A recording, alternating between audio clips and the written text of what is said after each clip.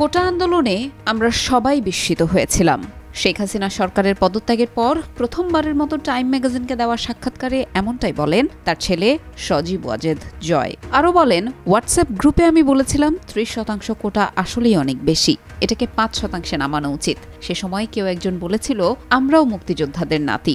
এর উত্তরে মজা করেই জয় বলেছিলেন সেজন্যই 5% ছাড়ছি। একই সঙ্গে জয় স্বীকার করেছেন আন্দোলনের সময় তার মা কিছু ভুল করেছিলেন, তবে ওই সময়ের অন্তত অর্ধেক হত্যাকাণ্ড সম্ভবত বিদেশি গোয়েন্দা সংস্থা বা সশস্ত্র সন্ত্রাসী দ্বারা সংগঠিত হয়েছে বলে মনে করেন তিনি।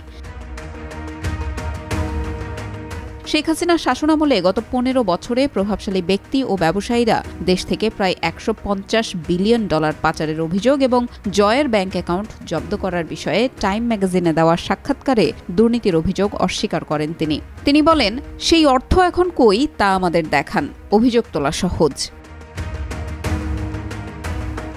আওয়ামী লীগ সরকারের সব উন্নয়ন এখন নষ্ট হচ্ছে বলে অভিযোগ করেন সাবেক প্রধানমন্ত্রী শেখ হাসিনার তথ্য ও প্রযুক্তি বিষয়ক উপদেষ্টা সজীব ওয়াজেদ জয়। টাইম ম্যাগাজিনকে তিনি বলেন, তিনি দেশের পরিস্থিতি দেখে বেশ বিচলিত এবং হতাশ। গত 15 বছরে তার অর্থাৎ শেখ হাসিনার সব পরিশ্রমই এখন বিফলে যাচ্ছে।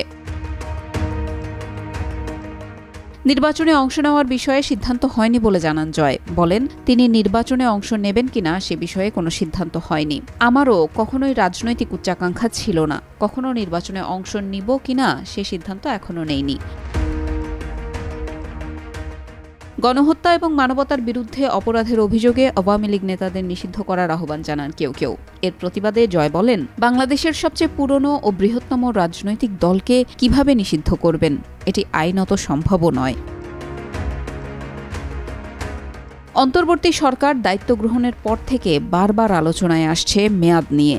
এখন পর্যন্ত সে প্রশ্নের সরাসরি জবাব কেউই দেয়নি। জয়কেও একই প্রশ্ন করেছিল টাইম ম্যাগাজিন। তিনি বলেন, তারা যদি 1 থেকে 1.5 বছর পর্যন্ত দেশ পরিচালনা করতে চায় সেটা নিখুঁত হবে বলে আমি বিশ্বাস করি।